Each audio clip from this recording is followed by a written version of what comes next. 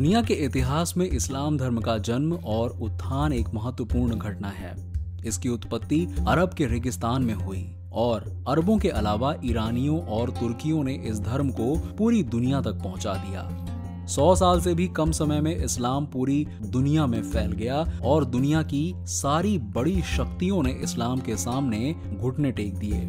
Europe के ईसाई राज्यों ने इस्लाम की बढ़ती शक्ति को रोकने की काफी कोशिश की।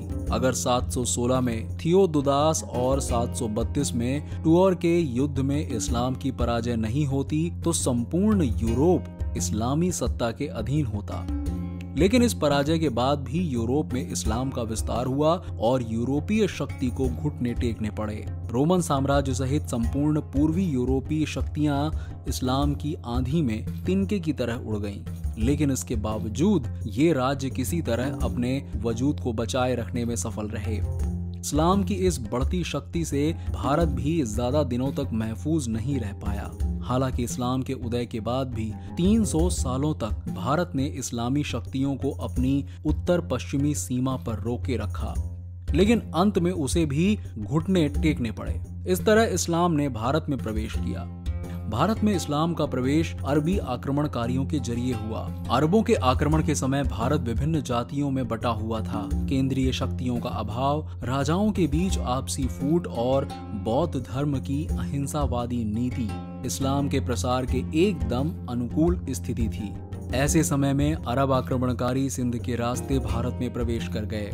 अरब आक्रमणकारियों का मकसद पूर्णतः धार्मिक और आर्थिक था, लेकिन जल्द ही इसमें साम्राज्य विस्तार की लालसा भी शामिल हो गई। उन दिनों सिंध पर राजा दाहिर का शासन था। समुद्र में कुछ समुद्री लुटेरों के खिलाफ हज्जाज के जहाज को लूट लिया गया, जिसके बाद हज्जाज ने दाहिर से इसका हर्जाना मांगा। दाहिर के मना करते ही खलीफा को बहाना मिल गया। खलीफा ने उबैदुल्ला के नेतृत्व में एक भारी भरकम सेना सिंध पर आक्रमण करने के लिए भेजी, लेकिन उबैदुल्ला हार गया और मारा गया।